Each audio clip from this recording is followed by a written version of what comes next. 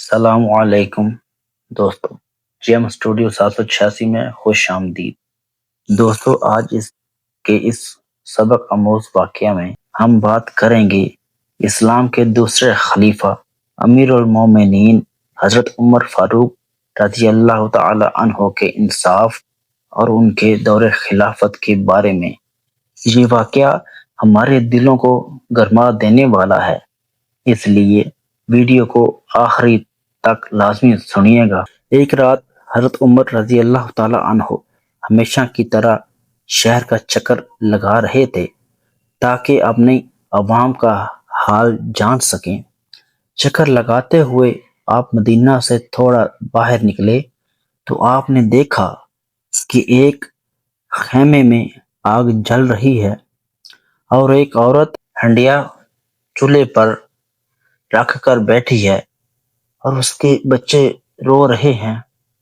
حضرت عمر رضی اللہ تعالی عنہ قریب گئے اور پوچھا، مائی، یہ بچے کیوں رو رہے ہیں؟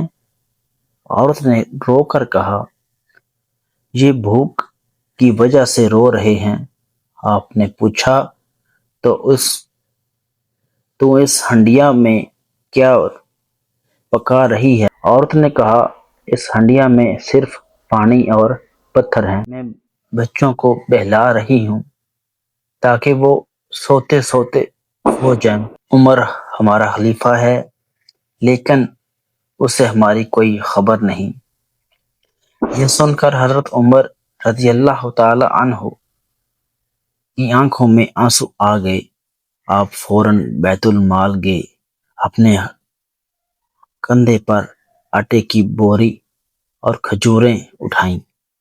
جب آپ کے غلام نے کہا کہ امیر المومنین، یہ بوری میں اٹھا لیتا ہوں، تو حضرت عمر رضی اللہ تعالی عنہ نے فرمایا، کیا قیامت کے دن، کیا ہی خوب ارشاد فرمایا حضرت عمر رضی اللہ تعالی عنہ نے۔ آپ فرماتے ہیں، کیا قیامت کے دن میرا بوجھ تم اٹھاؤ گے؟